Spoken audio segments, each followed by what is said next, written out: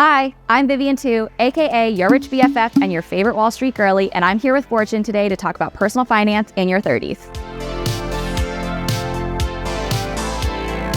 So every time you're starting a new decade, I would recommend writing out what priorities are important to you and what things you're gonna have to do financially to actually hit those goals.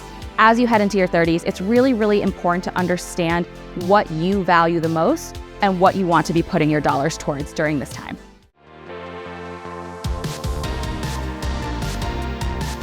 I am personally 29, about to be 30, and I think it's really important to start thinking about your future. This includes who your partner is going to be. That is somebody who's going to make a massive difference on your finances. Whether or not you want to have children, that's going to be a very large expense. Whether or not you want to own a home, where you want to live, what you want with the rest of your career. As you start to think a little bit more about family planning and what your expenses might be, your emergency fund will likely need to be quite a bit bigger than it was when you were in your 20s, especially your early 20s.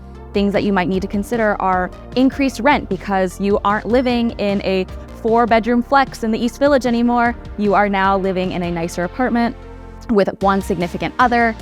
You might also want to just really consider like, hey, if I am planning on any sort of higher education, setting money aside for that. Again, it really does tie back to your goals. If children and a home are something you value, great. If not, that's totally fine. You can set your money aside for other experiences.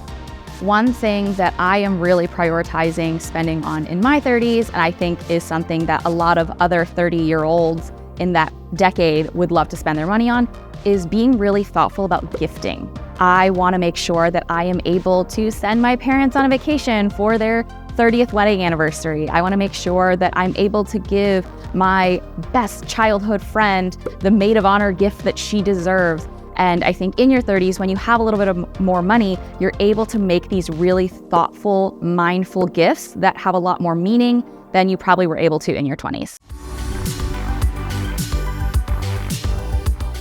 Your 30s are just a time to be putting more money into investing than you probably were able to in your 20s.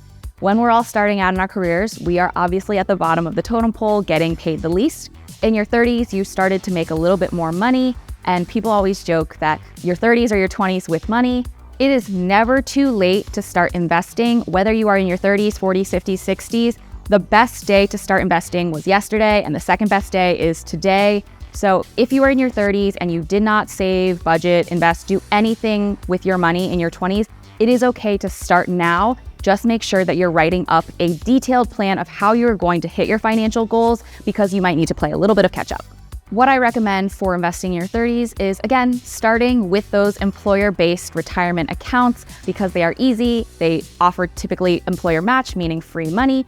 But now that you have a little bit of extra income and more dollars to put towards investing, you can also think about other types of retirement accounts.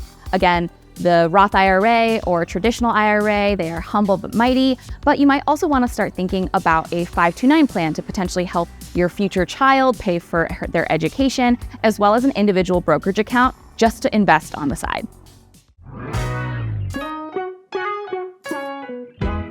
You can fix your credit at literally any time, but your 30s are a great time to start. If in your 20s you weren't necessarily responsible with your credit, your 30s are a great time to rehab that number.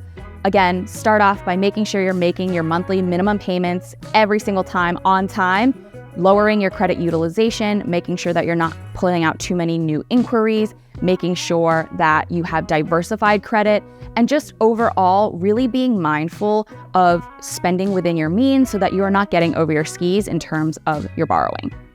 To wrap up your 30s, I would say start to focus how your finances may not necessarily just affect you, but your friends, your family, and the ecosystem around you. Start to build a strong, solid financial base so that you are set up for the future while also making sure that you are planning and enjoying for today.